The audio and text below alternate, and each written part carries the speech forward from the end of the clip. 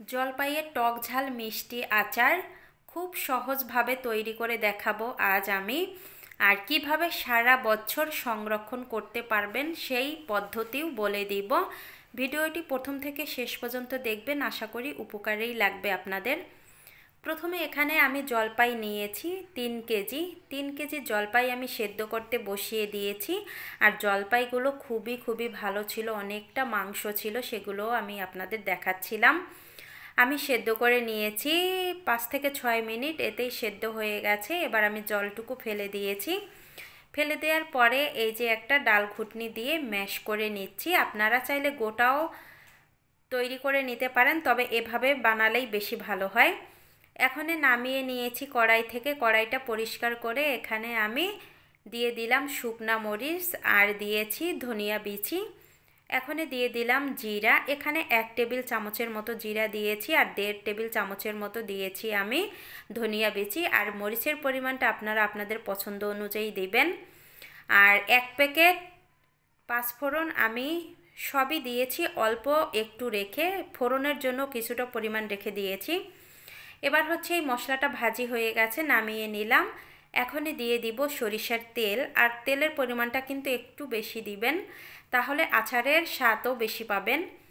এবার আমি ছোট সাইজের 3টা তেজপাতা আর রসুন কুচি দিয়েছি। রসুন কুচি দেওয়ার পরে এরকম ফেনা সৃষ্টি হবে। এভাবে রসুনগুলো উঠিয়ে দেখবেন, যখন দেখবেন লাল হয়ে গেছে তখন গোটা পাঁচফোড়ন দিয়ে দিলাম 1 চামচের মতো, দিয়ে একটু ভাজি করে নিয়েছি। এখন ম্যাশ করা সেই জলপাইগুলো দিয়ে দিলাম। দিয়ে এখন আমি একটু নেড়েচেড়ে মিশিয়ে নিব তেলের সাথে। 1 থেকে 2 মিনিট মিশিয়ে নিব। মিশিয়ে নেওয়ার পরে এখন আমি এখানে অল্প পরিমাণে একটু হলুদ গুঁড়া দিলাম আর মরিচের গুঁড়া দিলাম। অল্প পরিমাণে মরিচের গুঁড়া দিয়েছি যেহেতু আমি ওখানে অনেকগুলো মরিচ ভাজি করে রেখেছি। এবার হচ্ছে স্বাদ মতো লবণ দিয়ে দিলাম। লবণ দিয়ে এবার ভালোভাবে মিশিয়ে নিব। মিশিয়ে নিয়েছি। এখন আমি এখানে দিয়ে দিলাম গুড়। আর একটা কথা বলি, এখানে জলপাইয়ের আচার কিংবা যে কোনো আচার যদি গুড় দিয়ে তৈরি করেন তাহলে এর টেস্ট বেশি হয়, মানে চিনির চেয়ে।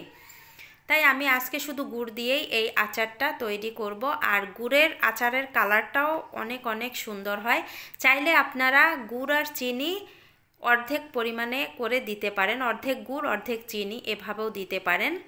এই তো যখন গুড়টা গলে গেছে তখন আমি এখানে দিয়ে দিলাম সেই ভাজি করা মশলাগুলো। আমি আধা ভাঙা করে নিয়েছি, একেবারে মিহি করবেন না, একটু দানা দানা করবেন, তাতে আচারের টেস্ট বেশি হয়।